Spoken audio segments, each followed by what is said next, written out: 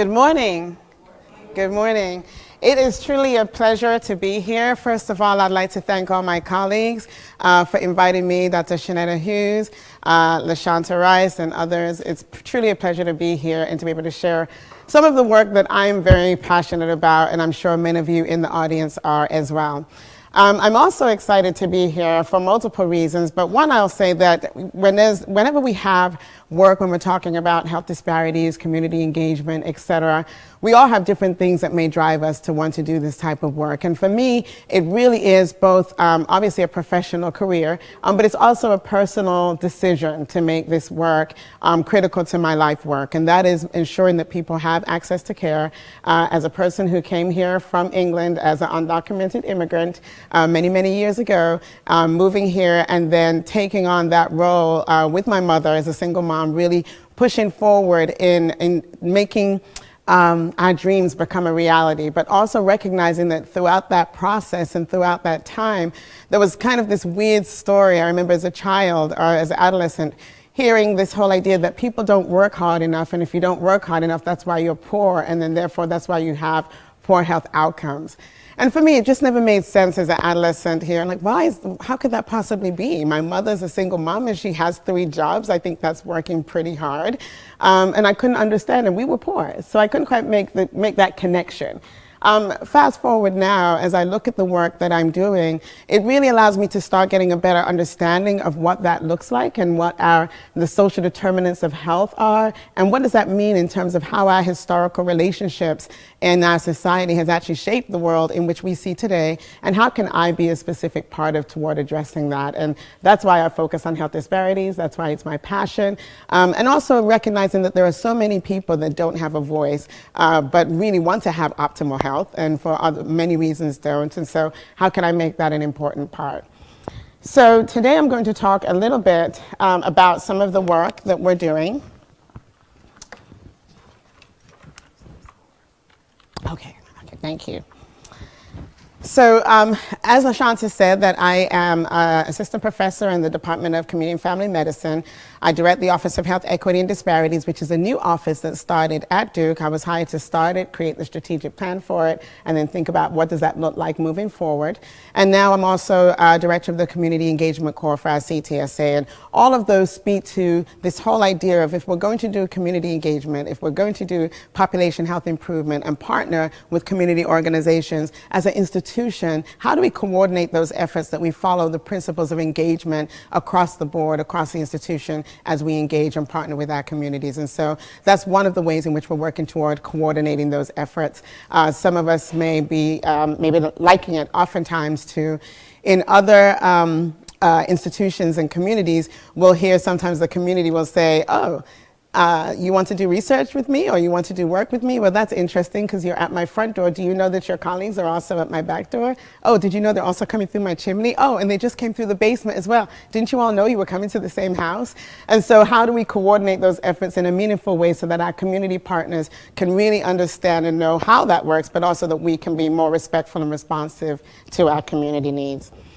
I won't spend much time looking at this slide in particular, but as you can see in the slide, it certainly reflects all kinds of diversity. And I think when we think about a health equity lens, we always have to think about, well, what does that mean when we talk about diversity and disparities? And so one of the things that always stands out to me in this slide, and typically this is an interactive process, but I'll just tell the story at this point. But when we look at this, I oftentimes ask people, well, what do you see? Like, when you think about diversity, what kinds of categories do you see, et cetera? And people say, oh, age, gender, ability, all kinds of different things, family. And then there's one particular picture that people say, oh, that looks like a mother and her 2 daughters, if you can see the woman with the yellow blouse and the 2 women next to her. And so many people will say, oh, yeah, that's a woman and her 2 kids, her 2 children. And others will say, well, actually, I think that may be a mother. One of her is her daughter, and the other one could be her partner, and it's her wedding day. So it's really about the lens in which we look at the world, and how does that shape the work that we do moving forward. And when we think about disparities, what does that mean to really address the diversity that exists in our community and those who need access to care and need to be engaged and partnered in research. So I'm not going to spend a lot of time in this talk talking about disparities. I think that we all know that there's a wealth of literature that we can refer to know that disparities exist. They exist whether you're in a large academic institution getting your health care or in a small rural clinic. We also know that clearly there's some challenges related to clinical trial participation where there's lack of diversity in that space, and in fact sometimes in research in general. So we know that that also exists, and there's certainly challenges associated with that, and there are some slides that anyone who's looking at this can look at those slides later that kind of give a little bit more detail. But I'm going to kind of move forward so that I can give some more nuts and bolts into some of the work that we've been doing. Of course, we also know what drives health and health disparities, the social determinants of health. Again, very well researched in the literature, so we can certainly look at that. But we also most certainly know that our access to care, health services, our lived experience, and the historical factors that have shaped the world and the life of many who may be disenfranchised in our community also plays a part in that.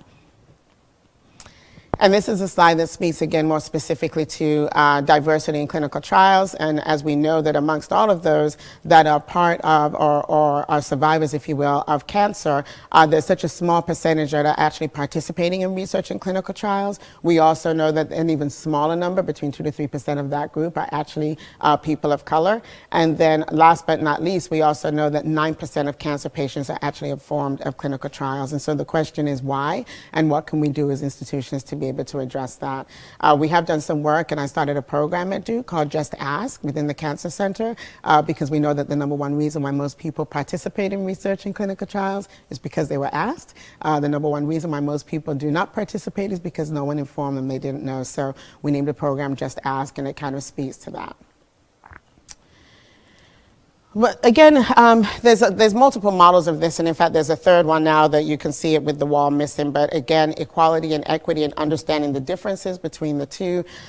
We all know, again, Kamara Jones many years ago spoke to that. Many of us fight for equality, but the importance is really about equity, ensuring that we take into consideration the historical experiences that diverse populations have had within the United States, and recognizing that because of that, certain resources need to be put in place, not because of deficiency on the individuals per se, but more so because of a long-time historical challenge that just shaped the lives and lived experiences of our communities today. And so when we think about diversity, we can think about it across the lines of race, gender, where one lives, economic status, and sexual identity and gender expression. There's a third aspect to this, which has moved me further into this specific focus here when we talk about health equities. Oftentimes we speak about the patient, the population, the community, and all those are most certainly important. But there's another equity issue that we oftentimes don't discuss as readily, and that is the differences between community-based organizations and the resources that they have available to them to do important work in improving population health, and what large academic institutions may have in terms of resources, NIH funding, et cetera, and then the equitable sharing of those resources between the two. And many of the work that we've done over the past has worked with community-based organizations who share that we get enough money to probably do just enough of the work, of the scope of work, but it doesn't give us the money that we need to be able to keep our lights on, to be able to actually impact our communities. So I always like to bring that to the forefront of that equity dialogue as well, is how do we ensure that the work that we're doing and the partnerships that we're creating to address population health and ultimately eliminate health disparities, that we're engaging with our partners in a way that's really meaningful, authentic, and equitable as well. So this whole process then led us to what started the Office of Health Equity. February 1st is actually the 6th year anniversary of the start of the office. So I've been at Duke now for 6 years, which is pretty exciting and surprising how fast 6 years can go by. But we decided as a part of the effort is that when I came on board, I said I really wanted us to create a strategic plan. And I wanted that strategic plan to really reflect the voices of the end user of an office like this. So as opposed to coming in, finding a grant, and then shaping our health equity efforts around that grant, really let's find out what everyone else thinks it should be, an Office of Health Equity, and how it could be useful to them. So we developed a diverse community advisory council. That council represents some researchers, community members, patients, caregivers, some of our, those who lead our Department of Public Health in several of our counties, both Wake and Durham County. We also have the state represented for the Cancer Control Plan. They're also represented on it. And it's really a very diverse group in terms of race, ethnicity, and urban, rural, community communities as well. This group was really critical to us thinking about how do we move forward with our strategy. And so as part of the advisory council, we then decided as a group, let's conduct some focus groups and some listening sessions and use all kinds of mechanisms to really understand what the diverse players would want an Office of Health Equity to be. These focus groups then and these listening sessions were led by the community members, by the advisory council, as well as those of us as part of Duke. And we reached all different constituents from the Latino, African American, the Asian communities. We also reached public housing. We also engaged with some of the fraternities and sororities in our community and the graduate chapters. You name it, we reached out to it, and many of our cancer survivors as well. And we used all that information to ultimately lead to what became the strategic plan. And so if you can look at this diagram, oftentimes I used to refer to it as an arrow going up where the top was a point. It looks like an arrow. I thought it did. Most of the people at the Cancer Center at Duke said, no, Nadine, that's a house, and it's a house that you're building. And so I finally just let it go, but clearly not too much because I'm still bringing it up. But nonetheless, we still go with this whole idea and this whole concept of, if you think about the house, and let's go with that analogy, that the first part, the ongoing data collection, is what happened with what we did with our community advisors and our community partners. We also, of course, relied on the data from the cancer registry, et cetera, to understand the scope of the problem as it relates to the cancer burden and health disparities in North Carolina and in our catchment area. From our focus groups and listening sessions, we actually saw that there were clearly 3 core areas that the community and others, and when I say community, I mean stakeholders broadly defined, really identified as the 3 areas that they want us to focus on. And that was community engagement and longitudinal patient navigation to address access to care. Of course, we have navigation that happens in the Cancer Center for those who are diagnosed moving forward, but my office actually is a whole community screening navigation program that are community facing, engage with the community, identify those needs, those who need screening, help them also get a medical home for those who need a medical home, and then move forward there. And if someone is diagnosed, then we pass them to the navigators that are within the Cancer Center. So that was one in direct response to some of the findings that we got from our work together with the community. The other was really thinking about strategically how do we diversify research and participation in clinical trials. The Just Ask program came as a direct response to what we learned from our patients, community members, and our research teams about what it looks like to be able to be effective. We also knew that we needed to look at diversity in the workplace. So if we're going to look at diversity in clinical trials, implicit bias plays a part in that. That means that you can't just focus on implicit bias in clinical trials if you're not also thinking about how your biases may play out as colleagues in the workplace. So we incorporate both of those into that dialogue as well, as part of the Just Ask program. And then we also have health disparities education and training, and I'll speak a little bit about the partnerships that we have with North Carolina Central University, which is our local HBCU. And we have actually a very robust partnership now within the Cancer Center. In my office, we have 2 grants and a third one that we're about to move forward and launch. And then we also, as an institution, has now formalized through the work of our Chancellor, Emily Boulware, and the Chancellors at North Carolina Central University. We've actually formalized that partnership between the 2 institutions to integrate our work across our CTSA and across our Cancer Center. Oh, and as you can see at the bottom was a slide, and so that citation, that is a publication of how we actually started the office, and it gives the full roadmap of that. So from the findings, I'm going to go really quickly through these. But the community factors that impact disparities, these are some of the main things that we got, themes that came from our research and engaging with our community. Of course, the historical relationships, we all know medical distress, a wealth of literature that already speaks to this. So these are things that are not new, but it's always important to hear it from your local community so that you can be able to speak to it and respond to it in a meaningful way. Also, the lack of information awareness and being able to navigate a complex health system was really important. People also really wanted to understand and learn more about what are the things that we need to know around prevention, and also what is research and how is it beneficial to an individual, a community, a population, and across the state. And so those were things that people like, we hear about research, we know you do research, but what does that mean and how does it benefit us? And then of course we know about the social cultural factors that impact the community. And the last 2, interestingly, were pieces related to research in particular. The helicopter syndrome, where a grant comes in, we go out in the community, we do the study, we do do all this great stuff, look at all the important things related to population health and get these great findings. And then once that work is done, then we're gone, the money's gone, and the community's like, whatever happened to that grant and that program? So it's kind of like you zoom in, do what you need to do, and then you zoom out, kind of a helicopter syndrome. The other piece is that there's a lack of loop back around, right? And so when we do research in the community, oftentimes what we don't do is come back to the community and say, this is what we learned, this is what it means for us, this is what it means as a collaboration, this is what it means in terms of how we can improve population health. So that was the second piece. So as I mentioned earlier, that other lens, if you will, around equity is also speaking to the challenges associated with community-based organizations that are charged and have a mission to do important work, and yet sometimes do not have the resources to be able to do that work. And so these were the findings that specifically came from our community-based organizations. One is that for some of them, cancer is not a health priority to them. And so how do they align with the work that we're doing within the Cancer Center if it's not something that fits with them? The lack of clarity of how research is even important for them in serving their mission. The research interest, as we can see here, is that oftentimes we can show up to the community-based organization with our research question, methods, model already set and say, here, this is what we want to do with you, sign up, as opposed to having a conversation about what's important to the organization. Other things, as you can see here, and some of these are also well documented, they shared about the need to get actual data themselves to be able to tell their stories so that they can get grants, so that they can build their own capacity to be able to move their mission forward. They needed help in knowing how to tell their story. They needed to understand how can they do the needs assessment, and some of them actually have to get accreditation as well. So they were like, how can we work together then to be able to meet their accreditation needs?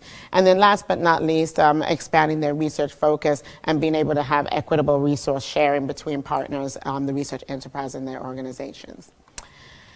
So as a result, we developed a strategy with our community-based organizations, our patients, our community members, and our research teams, et cetera. And so through this, we partnered with all these different types of organizations, as you can see here. And these are the populations that our partners have access to and engage with. We spent the first 3 years of the 6 years of this office focusing on strengthening those relationships. The first 2 years, we focused first on access, because people oftentimes are interested in research, but they're more interested in how do we make sure that people that I serve get access to the services that you have in a meaningful way. And so after the first 2 years, we really focused in on addressing the navigation piece. And so that's where, as I mentioned before, the community-facing longitudinal navigation model came as a direct result of that. We instituted that in the second, going into the third year of the office after doing the listening sessions. As you can see, these are all the barriers that people deal with in terms of trying to engage and navigate the health system. It could be anything from language, culture, transportation, fear, childcare, lack of communication, not knowing their own information related to their genetics and family history, not knowing when they should get screened. And so the community-facing navigators, they focus on that end. What's really interesting is that a lot of the barriers that people face when they're diagnosed with cancer are oftentimes the same barriers that impact them why they don't get access to the screenings that they need at the time that they need it.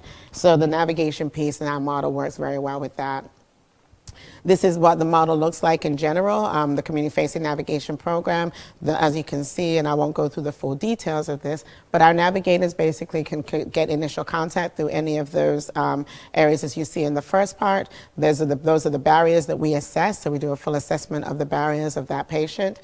We also look at the financial component, and although finances is a barrier, we pull that out specifically because we know that based on someone's financial situation, that's going to determine what algorithm we would need to use toward getting them the screening that they need, so that whatever financial mechanism we use does not then create a barrier for them to be able to get treatment as well.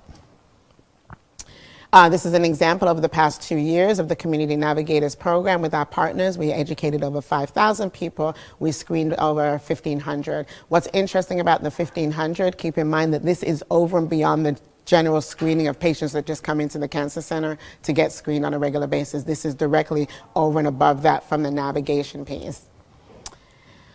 These are some of the partners for one of our programs. So again, the navigation program, we reach people in multiple ways. One of them, we have two programs that we actually do community-based screening. One is our Men's Health Initiative. It's a pretty awesome program. We do it in partnership with our local FQHC, which is Lincoln Community Health Center. They are absolutely fabulous, and we spend a lot of time building a great partnership and a relationship with Lincoln. These are also some of the other partners, but it's co-hosted between the two of us. It's a 2-day, in 1 weekend, 2-day event from 8 to 12. We do screenings at Lincoln Community Health Center. So we set up the clinic to bring it down, and then we move over to the Duke Clinic. And then on Sunday from 12 to 4, we do the same thing again. And so in 8 hours, 1 weekend, we serve anywhere between 220 to 350 men. One of the things that we did know is that if we're getting men to come in to get screening for prostate cancer, let's give them everything we possibly can. And so that's how we were able to align the priorities of our other community partners with this work. And so we also do HIV testing, Hep C testing, A1C, and cardiovascular screenings as well. And all of those are other community partners who want to do work, and that's how we align their priorities with ours to reaching men, particularly African American men and Latino and Asian, to be able to get the screenings that they need. And as you can see here, this is the work, and it comes from it. And for every man that comes through the screening, they actually are followed up with both following up with getting a medical home if they don't have one. And the second piece is that for our prostate cancer men, if they need to come in for a biopsy, we actually taught them about the research studies that we have that they could potentially be a part of, and then we pass them to a research coordinator. So we actually have a full translational linkage with that as well. We also, so that's great because that's something that came from the Duke side out with Lincoln. Now this is a Women's Health Awareness Day that happens every year in Durham. It's a partnership between the NIEHS, which is actually located in the Research Triangle Park. We partner with North Carolina Central University. The two of them actually hosted, and we're a partner. They asked us to be a partner. So we actually sponsor the cancer track of this Women's Health Awareness Day. It's a full day. We do training, education with the community around different types of cancers. We typically do a talk that they ask us to come back every year and do. The community partners called Knowing About Cancers Above the Belt, and then later on we do another one, Cancers Below the Belt. And so we kind of go through an in-depth conversation around that. And then women also get screened. We provide thyroid cancer screening. We also provide radon kits with follow-up on radon kits. As we know, radon is the second leading cause of lung cancer deaths. And so we do that as well, hoping that women will take the kits back to their home, test their homes, and then we also work with the state for mitigation for those who need it. And then we also have below there another program, our pipeline grants that we have. Again, this is not all of our pipeline grants at the Cancer Institute. These are the ones that specifically out of the Office of Health Equity and Disparities as part of that work. And so Dr. Steve Paterno from Duke and Kevin Williams from North Carolina Central are the PIs. Dr. Carla Oldham and I are the co-directors of this grant. We lead the Cancer Research and Education Program, and it's a pipeline program for postdocs and early scientific investigators to be able to get access through the program. We also add in a specific training around minority accrual in clinical trials and help train them on strategies, which you typically don't get in your normal PhD program. So we do that, and we also have a very in-depth emergent experience both within the clinic, so they actually spend time with a patient who's on a clinical trial in the cancer center, as well as work with our community outreach and engagement activities as well. And the same thing for a grant that I'm the PI on at the Duke side, and Kevin Williams is the PI on the central side, and that is a translational health disparities research pipeline grant that's funded by Susan G. Komen for the Cure. So as you can see, all the different work that we've been doing, and in the building of this office, that first work was really kind of getting things in order in terms of getting access to care, building out the pipeline, building out and strengthening our partnerships, aligning our priorities with all those community partners that you saw in the pictures there, and thinking about how do we move forward with that work. Our community partners were on board because they knew that our final end goal was for us to be able to actually partner in equitable research together and also addressing access to care. That being said, we were pretty excited when the NCI came out with an opportunity for a grant to define and characterize our catchment area. I'm the PI of this grant. It's funded through the NCI, and it's called Project PLACE. And PLACE represents population level approaches to cancer elimination. So the acronym is PLACE, and our community members are pretty excited about it because, of course, it means meeting people in whatever place they may be and helping them to move forward in whatever way we can, providing the support and resources to make that happen. We have engaged 23 community partners that goes anywhere from the Lions Club to the Department of Public Health to our Department of FQ8Cs. We have a couple of community-based organizations that focus on the Asian community. One's called Asian Focus. We also work with our Chinese churches, Vietnamese, the Lions Club, et cetera. So we have a worldwide number of awesome partners that reach a very diverse population. We also work with the Lesbian, Gay, Bisexual, and Transgender Center of Durham. And so over the first 2 years, we really strengthened and deepened those partnerships. And so when this grant came about, we were pretty excited. The goal was for us to capture 2,000 surveys where we were able to understand and get a better sense of the needs of our community and how can we use that data as pilot data to be able to move forward with the work that we planned. Of course, 2,000 surveys is pretty a lot when we're thinking about that diversity and specifically within a concentrated area in the Greater Triangle area. As you can see at the bottom of that slide, I'm really excited because we're done with data collection and cleaning and all of that now, and we actually ended up with 2,396 surveys with our community partners, and we were able to capture that in about 5 months, and so that was pretty amazing. These are some of the core measures that's in the survey. We have core measures that's consistent across the 15 grantees that received that from the NCI. So assessing health information, tobacco, cancer screening and knowledge, access to care and demographics. So all 15 sites got those measures on their surveys. But then we also added some that was specific to Duke and that was important to our community partners and to us. And so you can see the Duke specific measures on the right: medical research, genetic testing, beliefs about cancer, medical mistrust, distrust, health history, awareness, palliative care, physical activity, and exercise. You can also see that the survey was provided in English, Mandarin, and Spanish, and so we were able to really engage our diverse popular community in that respect as well. And then because we really wanted to make sure that this was equitable, as we worked with our 23 partners, we asked, are there some questions that you really want to be able to ask your constituents that will be data that you need for your own purposes to build your own capacity? And so all the other organizations loved what we already had and what we had pulled together and agreed upon. There were two groups, the Women's Health Awareness Group and the LGBTQ community wanted us to add some additional questions. So we have another, I think it's about 15 to 20 questions each that specifically speak to those populations. And it's pretty exciting because now we can be able to both work together on some grants, but also they can be able to work on some data and projects that's important to moving their own mission forward outside of what they do at the Cancer Center. Here's an example of our partners. As you can see, as I said, El Centro Español, Asian Focus, El Pueblo. I worked with El Pueblo now for the past 12 years, and for the past 4 years been their board president for El Pueblo, which is our Latino advocacy organization for the state.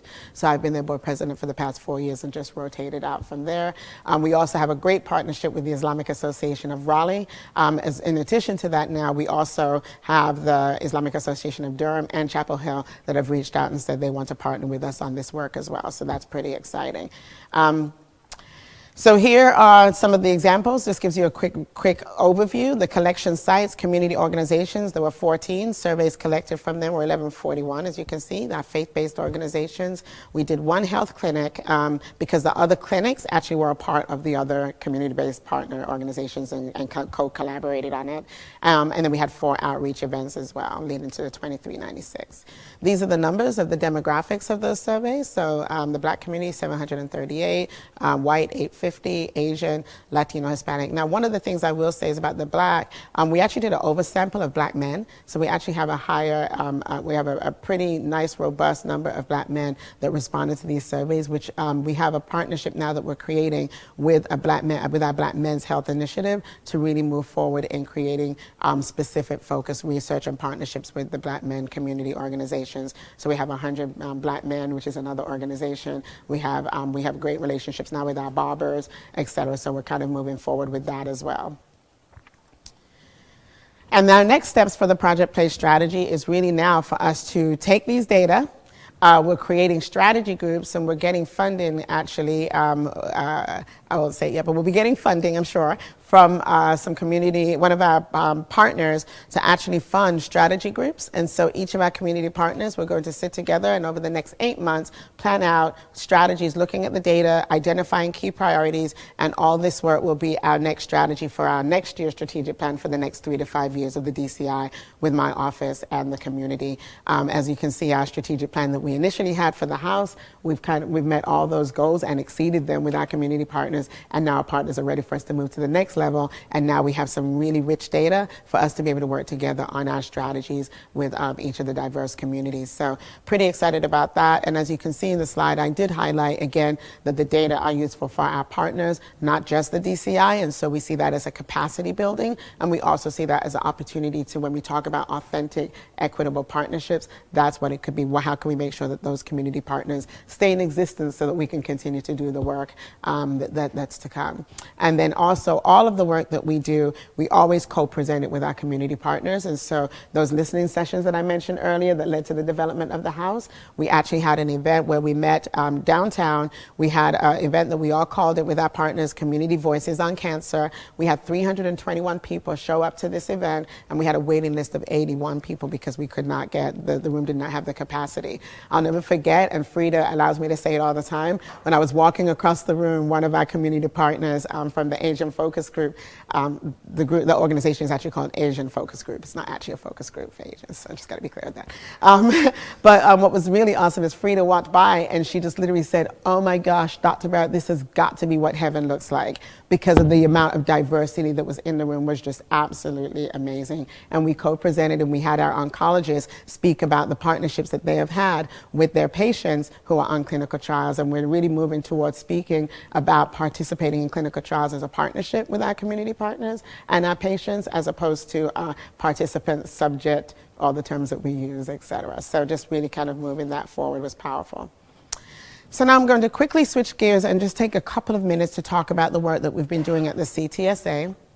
But again, the project place, I have to just say one more time, is like one of the most exciting opportunities, because that was one of the biggest visions that I had when I started the office. And so for us to be able to actually see this come to fruition and now have strategic goals and plans with such a diverse partnership to be able to look at, we even have questions around biobanking. So each of the groups that I mentioned, we can find out what's interesting, what was not interesting around biobanking, who would participate, who wouldn't.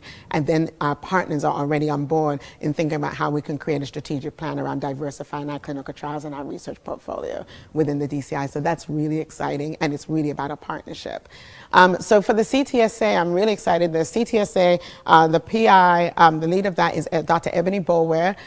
She really is a phenomenal leader in focusing on stakeholder engagement. So when there says state community engagement here, we're really about the stakeholder engagement. Anyone and all groups and organizations that has a stake in improving population health. So we've really kind of moved ourselves to that space. The leadership team is me, Jennifer Garish, and Pamela Maxon, and together the three of us really lead the strategic direction, and Pamela Maxon both does that and leads the operationalization of the thought leadership that we provide for that group. The aims of the CTSA engagement core, and I'll just keep it very simple, is that we're ultimately, the main point is how do we create the infrastructure, the platform, the support to ensure that we help our research teams and support our community partners toward truly authentic, meaningful, engaged research partnerships. And so we have created that infrastructure to be able to support that. The great thing about it is it's bi-directional. So there's a community organization, Tri-Coalition, I'll use that as an example, that reached out and said, Nadine, we had a grant, we submitted it to SAMHSA, it didn't get funded, can you help us figure out what we need to do? So I looked at it, we gave a consultation, saw that there were just a few things in terms of the overarching, connecting all the pieces, and then the evaluation component. So we connected them with one of our researchers that does evaluation outcomes. The two of them put together, spent literally just a few months revising the grant, resubmitted it, and it got funded. And so it goes both ways, where our community partners may have ideas, and when they have an idea, we have spark sessions, we bring together researchers that have a similar interest, and then move forward. That way the community partners are the lead, and we become their subcontracts. And so that helps to build their own capacity as community-based organizations and partnerships as well. So this is an excuse me. This is an example of our comprehensive consultation and matchmaking services. We provide a number of consultations, and as you can see through that and our Sparks opportunities, we're already getting grants that are being funded that are co-partnered with our community-based organizations and our research teams. We have one with Dr. Gaza and El Centro Hispano, which is awesome, looking at Latino immigrants and health, particularly among the youth. And so that's an awesome study that we're working together on. And of course, that's something that's important to the mission of El Centro as well. So it ends up being a win-win for both. This is a slide that basically highlights, again, these are all the different types of partnerships that we've created in the community through this consultation and matchmaking. We also have a strong partnership that we're building now, really Yale University and the Amy Zion Church, which is a powerful international church, absolutely amazing group of people. We learn so much from them every single day, every time we get together. But essentially this group has been meeting and working with Yale for the past 7 years to diversify clinical trial participation. Their seminary home is actually in North Carolina, in Salisbury. And so now we have a network of faith leaders that are from the Amy Zion Church, and together we are working toward building that same platform here in North Carolina to diversify research and clinical trial participation. We've been working together now for 2 years, doing full trainings and co-learning, and now we're moving forward and starting to getting ready to link people to the clinical trials and studies that fit with their own health interests and portfolio. So we're very thrilled about that partnership. We also have a PCARES program that actually is a partnership bridge between the Cancer Center, with my role in the office, and our CTSA. And this is training patient and community advisors in research. It's a 3-stage training that we're building with our community partners. We're training people at one level where they can serve on advisory councils. The next level where someone may decide that they want to be a part of serving as a consult, if you will, for a research study, so they can actually be a consult on one of the grants within the DCI. And the third level, and actually across the research enterprise.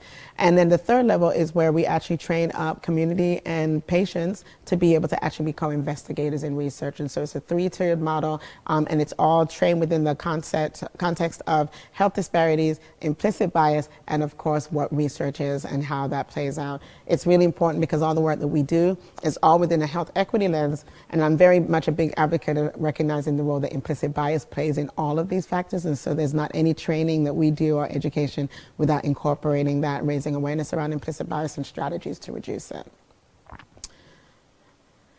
Last but not least, we have our community engaged collaborative pilots through the CTSA, where we actually, again, through our matchmaking process, it's a 3-tiered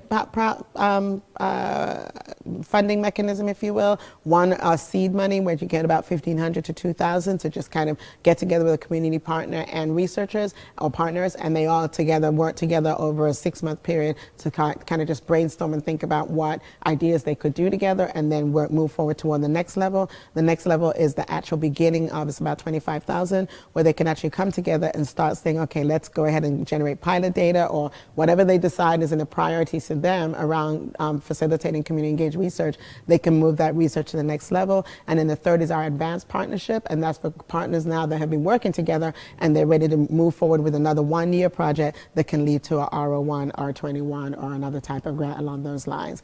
And so those have been pretty amazing, and the diversity and interdisciplinary nature and multidisciplinary nature of these grants are pretty amazing.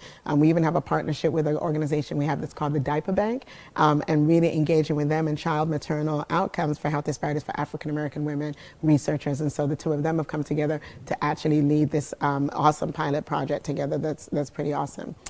Last but not least, we have immersion tours. We have community immersion tours. I'm pretty excited about this.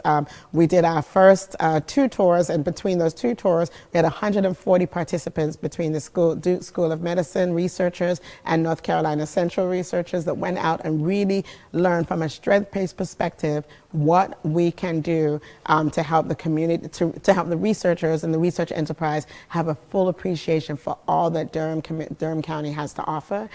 Durham is a majority majority minority county. It's pretty amazing. I love living there personally. And I find that this tour really allows our community partners, so we worked with them for a year, and each of them created a tour that was similar to the tour that they give to everyone, plus they added the health equity disparities and also the lens of the strength base. These are the things that we have to offer, and these are the things that why you should appreciate the organizations that exist. We also talk about gentrification that's happening in Durham and all of those things, and how does that impact patient care and outcomes. So that's pretty awesome. And then we also now have our research tours where we actually bring community members through. We wanted to open up the doors and stop making research just big secret, but open up those doors. And with opening those doors, what we now do is that the community partners come through, they go into the biobank facilities, see what biobanking looks like. They go through the early phase clinic and see what early phases look like, what the studies are. They see the clinics and the clinicians, et cetera. They also meet with the IRB, and we sit in the room where the IRB session actually happens, and they learn about what the IRB is and what protections are there. And then we have a very candid conversation on why those protections are there and what does that mean for research moving forward. So it's just a pretty powerful time. Our Amy Zion faith leaders are about to go through that now. They're excited about it. Our community partners are already telling other partners that you all need to go through this because they get a whole different sense of what research is and what it looks like across the gamut. And last but not least, we are, as I mentioned already, that we're partnering with North Carolina Central. We're so excited now because we've actually integrated North Carolina Central faculty and departments into the work that we're doing with the CTSA. So we actually now have our co-lead counterparts, if you will, of the Community Engagement Corps from Central faculty. So we have 2 faculty from Central, and we have the 3 of us from Duke, and together we're actually seeing where can we bridge our work so that when we're doing the research tours, now we actually add Central as part of the research tours as well. So now people in the community can understand research within Durham County between the 2 institutions and leverage the strengths of each. At the end of the day, all the work that we're doing in summary is really about intentional engagement, being willing to invest in the time it takes to build those relationships, learning from what is really important to our community partners and how to align those priorities in a way that really makes a difference, and also ultimately builds capacity both for our community partners and for the research enterprise toward bringing us together toward having some really authentic and transparent communication, partnerships, and ultimately with the goal of improving population health. Thank you so much for your time.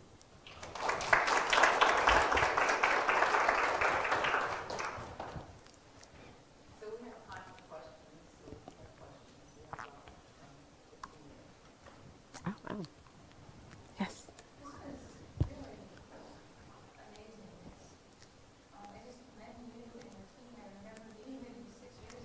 Yeah. Yeah, it was.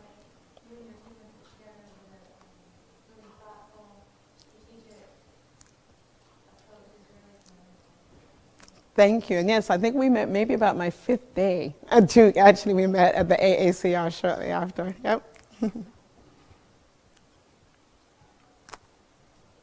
I was curious, when you first moved to the Flint area, how did you Oh, that's a great question. So when I came from England, I actually moved first to Brooklyn, New York.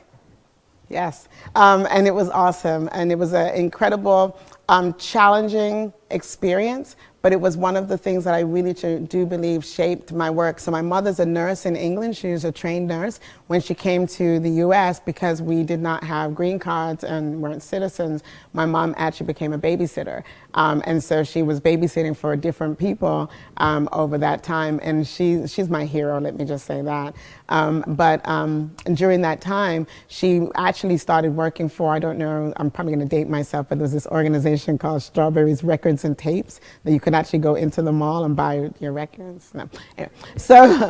Anyway, so there was a place there, and actually the owners of that organization lived upstate New York, so my mom would actually go back and forth between Brooklyn and upstate New York to take care of their children, and then there were 2 other families that she took care of. And then over time, it took us a while, but about 4 or 5 years later, we got green cards, and then we became citizens. Actually, we became citizens 10, 15 years later, actually. But it was really just an amazing time for me because it allowed me to see what health disparities looks like because I was living it. I was also able to see now my mother, who then went back into nursing. When we were in England, she's geriatrics is her focus. So as a child growing up, she would go to work and always have me volunteering on the weekends since I was about 4 years old to go and sit in the nursing homes with the elderly and kind of just, she says, don't talk, listen. And I would always go in and listen and learn from the elderly. And I think that that's really the spirit that I've learned about what engagement is. It's so much more about listening than talking. It's really about listening and then thinking, how can we do something and learn from each other and move the work forward. So that's kind of how that story has kind of shaped the work and my passion for this and engaging with our communities. Great, thanks for the question. Yes. Thanks for a great presentation. It's wonderful to hear all of the capacity that you developed in a relatively short period of time. I know it may not have felt that way as you were actively engaged in it.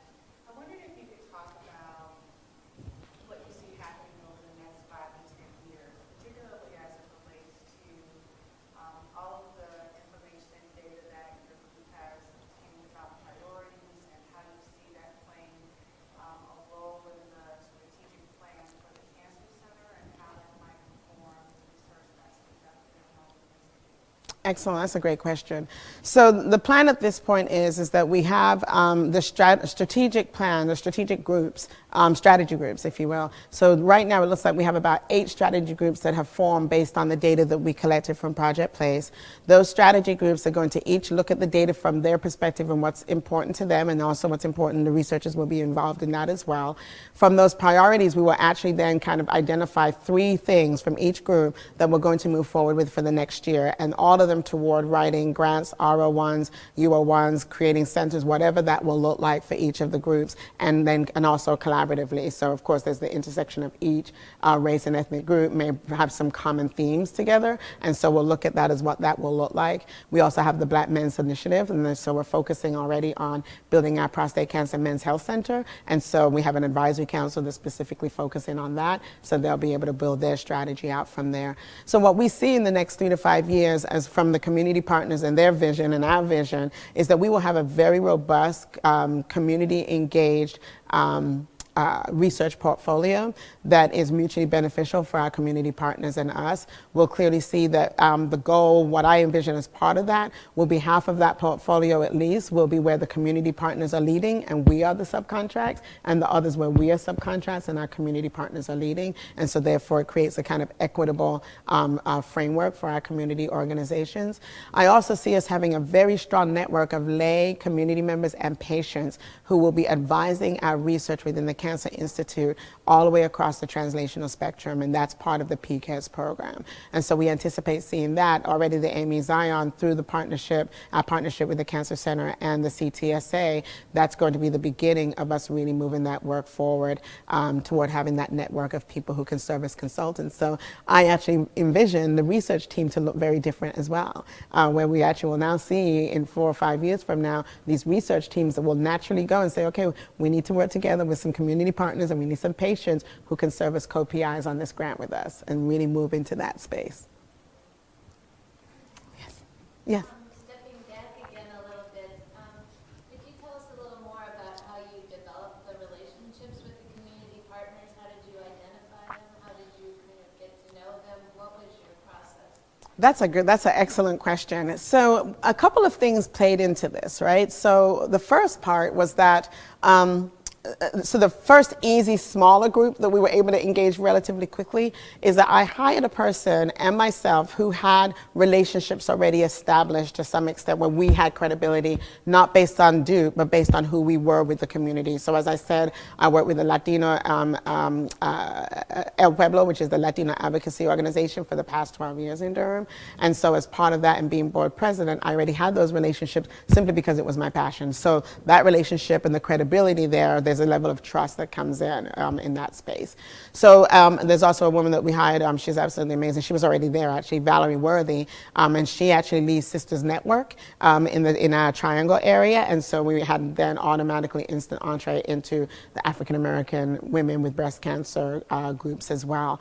There's also Lincoln Community Health Center, which is right down the street from us. And so working with the CEO, Philip Harewood, and Howard Eisenson, the Men's Health Initiative, that's their work, and we partnered with them, and now we co-host that. So it was about aligning our priorities together toward moving the work forward. Many were first, as I said, were most interested in access, and then build out the research portfolio. And that came, and I'm glad you asked this question, if this helps answer it to some extent as well, is that we learned that because of the helicopter syndrome, right, that I talked about, if we address the first priority that's important to our community partners and our community is making sure people have access to quality care, then no matter what research comes, our research all fits under the platform of our patient navigation. So no matter what happens, if the research goes away, people still have access to care because they're hardwired staff that I have in the team. And so that's an important part of that as well. Then the other partners, interestingly enough, one of them, I will say, Asian Focus, I literally sent them an email, and as I hit send, an email came into my box from them saying, "Hi, we're from Asian Focus and have been hearing about the work you've been doing." And I literally had reached out to them in that, like, literally seconds apart saying, "Hi, we've been working into it and we'd love to engage with you." So that was just really odd. We still tell that story today, me and Lily Chan. But really, it was really being intentional and going out and finding out. The listening thing that I learned from my mom, I really do believe it's powerful, because we spent that first year and a half going out and finding out, what are your priorities? What's important to you? Then I started thinking strategically, so how can that link with what we can do at the Cancer Center, what we can do through the office? So spent a lot of time listening, and then once you listen, people appreciate when you listen. So when they listen and not talk so much, then all of a sudden when we actually do get together, it was a whole different kind of conversation. It was, and so that's how that happened. The Islamic Association of Raleigh, absolutely phenomenal. They actually invited us to come to their 8:15 prayer, and they wanted to kind of see us first and kind of talk and see what that looked like. So a group of us went to the 8:15 prayer, and that was just an absolutely amazing experience going there and spending time with them. The other thing is that we show up to their events. So during that year, every event that those community partners had, we were there. We partnered with them. We would bring materials. We would talk about education, and then we created the navigation piece. So it was really about, what do you need? And then year 2 is when we started saying, okay, so how can we align those needs with what we're doing? And then by year 3, we started getting the grants and the programs and all of that. So it almost happened in a 3-year phase, if you will. But each year there was already starting to be more and more momentum. Yeah. So are you kind of doing a teaching them to fish kind of thing instead of giving them a fish? Like, after you get them into, and they're interested in having them people for the program, and they can, without necessarily needing your help as much, they're able to reach out to more people in their area. In the community partners, you mean? Actually, the community partners are teaching us how to fish. To be quite honest, the community partners are teaching us what it means to really engage with the community in an authentic and meaningful way. What we're doing is simply being able to utilize the resources that we have as an academic institution to be able to support their phenomenal work and learn from it, and then see where the bridge is. So, yeah. You mentioned that they're able to apply for grants, and so they're finding, they can, like, doing a fish, feed them for a day, teach them how to fish, that kind of thing, so that they can do it on their own. Yeah, I would say a bit of that, but I would actually still kind of go back to the same answer, is that the innovation, to me, a lot of innovation comes from the community. We just don't take time to listen and talk and get to the same language instead of using our jargon. Once we actually do that, that's where these ideas and these pilot grants that I'm talking about, that's coming from the community partners. And so they have the ideas. We just haven't, what we're doing now is creating the space for those ideas to come to the fruition, and for our research enterprise to be able to hear and learn and see how much wisdom is in the community, and how expertise on both sides is equally valuable and can really lead to some amazing work together. So it's more about that and building the capacity, and I see capacity on both sides. Research enterprise needs to build capacity on how to do community engagement work in a meaningful meaningful way. The community needs capacity more around resources and what research is, and then where the bridge is between the two. Great questions. Thank you. Yes. So how do you, if you start off with your research, how do you not become part of the research itself? You're introducing intervention into your subjects, and then at some point you may be measuring what your interventions have done. So how do you separate that? How do I separate? Your intervention, you, and the results. That's a great question. So I am not actually, so what I described here is actually not my research. That is the platform in order to help others facilitate effective research together with the community partners. So I'm not involved in, I shouldn't say I'm not involved. I'm not involved. This is really a program, infrastructure to help facilitate the research that needs to happen between community partners and the research enterprise. There's no interventions that's really, the interventions that are happening with the research teams and the community partners, not with me. So, for example, when the IAR, there's a smoke pipe study that's already of interest because the IAR, Islamic Association of Raleigh, said that they're really interested in smoke pipes and how that's impacting the community. They're also interested in stress for their adolescents given the current climate and how stress, obviously, we know, is also related to cancer risk, et cetera. So those studies, I actually connect them with researchers who are interested in that and people within the Cancer Center who are interested in prevention. And so then they do their research study, they write the grants, they do all of that. So I am not actually involved in that. My expertise and my strength is really, so what my researcher's interest is actually in what does it take to have relationships and stakeholder partnerships that are really meaningful, equitable. How do we translate that in order to make research teams and the community be able to leverage and work together in a meaningful way? What does trust really look like? So kind of deconstructing this word that we all throw out there, but not really define as well. What does trust look like? What does trustworthiness look like? And then also, what are the strategies to be able to really have an enterprise that really is responsive to the community's voice and perspectives and needs, and the research enterprise's voice needs. So that's really what I'm sharing today, is more around that space of creating the platforms to facilitate that work versus me actually doing the interventions. I'm not doing any interventions. The closest intervention you could say is probably Project Place, right? It's like doing an assessment to understand the needs that creates the data that helps build capacity for community organizations and researchers to come together to work creating their own interventions based on that data. Does that help? I hope that helps. By doing the work, you're doing some intervention, getting people involved. It's getting people involved, absolutely. I think, maybe, let me see if I'm hearing part of it then. Is it the thought that is part of my relationship creating some bias in the work that's happening? Is that what you're asking? Yes, okay, great. So now I can answer that question, that's perfect. So I don't believe my work is creating any kind of bias, because the reality is that at the end of the day, when the researcher gets together with that community partner, and if we've done our work in terms of building trust and particularly helping to build the capacity of the researchers and the community partners to be able to engage in a meaningful way, then I'm hands off, and we're pretty much hands off, and they can do the work that they need to do. So I don't think it's about bias. I think it's about trustworthiness and also being a community broker in a way, right? So kind of brokering those relationships without necessarily being the one that ends up leading to whatever that work ends up being. So, but it's more about creating the platform. And trust me, as we all know, it just takes one bad incident and all that trust that you've just built quickly can disappear, but also that's also part of the conversation that I bring to the table.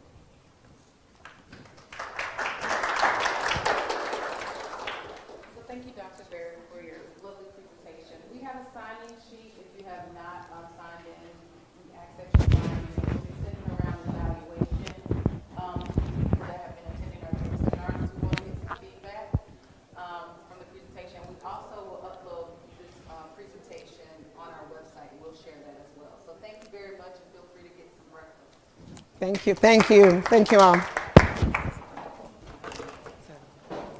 That was awesome. Thank you, ladies. Congratulations again. That's a huge amount of work that you've done in a short period of time. Thank you. Thanks. It's exciting. Conversation to be recorded. Because if not, though. Oh, I did turn it off. Yeah, but it's still recorded. Oh no, that get recorded. And then send it to my house. I can hear it.